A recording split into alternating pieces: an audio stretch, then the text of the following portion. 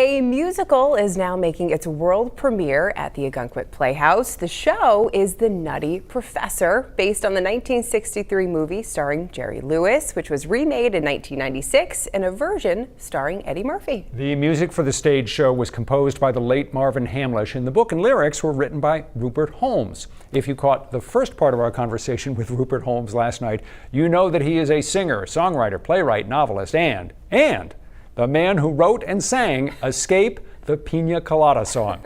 He is a musician who loves to tell stories, a storyteller who loves to write songs. In short, a man perfectly suited for musical theater. So you made up your mind to write a musical of The Nutty Professor. How difficult was it to do? The most difficult thing was the day that I had to stand in front of Jerry Lewis and sing him the first few songs that Marvin Hamlisch and I had written for this musical. Because suddenly his character, who he not only invented, directed, but also portrayed, is sitting where you are right now. And I have to do Jerry Lewis for Jerry Lewis. Well, we're just about ready, Jennifer. You might be ready, Julius, but if I were you, I'd think about it. And I had to stand there and show him how his character would sound if he sang.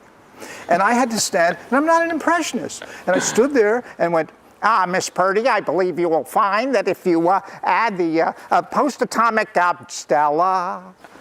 And he turned to me and said, Holmes, you're a real ham. And I thought, Jerry Lewis is calling me a ham? At that point, he gave us, Marvin and I, permission. We'd only written 2 songs. And he said, you got it. It's all yours. And he gave us the property, and we wrote the entire musical. Hey, isn't me, or is it hot in here? My understanding is that you've been up here for about a week in Ogunquit, and that this production is still being tweaked, that you and others are still changing things around, maybe rewriting some lines. Is that right? Yeah, absolutely. That's what you have previews for in a musical, and we're still in previews. The second you add an audience, it's kind of like Kool-Aid without water. You need the water. You need the audience to turn the show into what it's supposed to be. You immediately learn.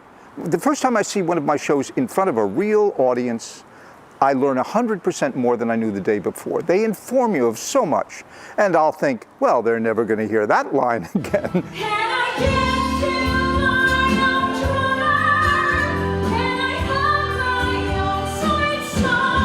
There's a story about a movie executive who would go to screenings for movies that had not yet been released, and he would close his eyes and just listen to the audience reaction, and that would tell him a lot. It sounds as though you sort of do the same thing. Absolutely. One of the greats of theater said, you have to sit in the center of the audience. You can't be back there.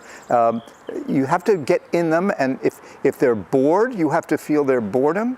And if they're excited or if they're moving forward because they're hoping for the best for the character, you can witness that. You're amenable to changing lines and scenes at the last minute like this? You don't feel, oh, that's immortal, that's perfect, they're mucking about with my work? No, the beauty of theater for me, and this is true, I used to work in mediums where you finish it and it's done, and that's the way, I produced albums with Barbra Streisand, and if you play that album today, it's the exact album it was then. The thing about theater that movies don't have is that it is always malleable, it is reborn every night, an audience is a newly born organism, and you can always change and adjust. I've seen thousands of productions of my musical, The Mystery of Edwin Drood, and I'm constantly surprised by what someone has done with the same material. So no, nothing is sacred except that we give the audience what they've been hoping to see and something that they'll be able to take home with them and feel good about. Now I embark on what could be a mind-bending, life-ending voyage on uncharted seas. Using myself as a victim, subject, I know there are no guarantees. With all of your experience in entertainment, will you still be nervous here on the official opening night? I have to be honest with you, we are in the hands of such magnetic performers here. I feel like I could hand them the yellow pages and say, go out there and do it, and they would sell it and make the audience love them. So I'm less nervous this time around than I am most performances because I'm in the hands of such great pros. What is your all-time favorite Broadway musical? The Nutty Professor, once it gets to Broadway, and we're on our way there, we truly are. But no, my favorite Broadway musical of all time, it's a tough call. I mean, the first musical I ever saw was My Fair Lady.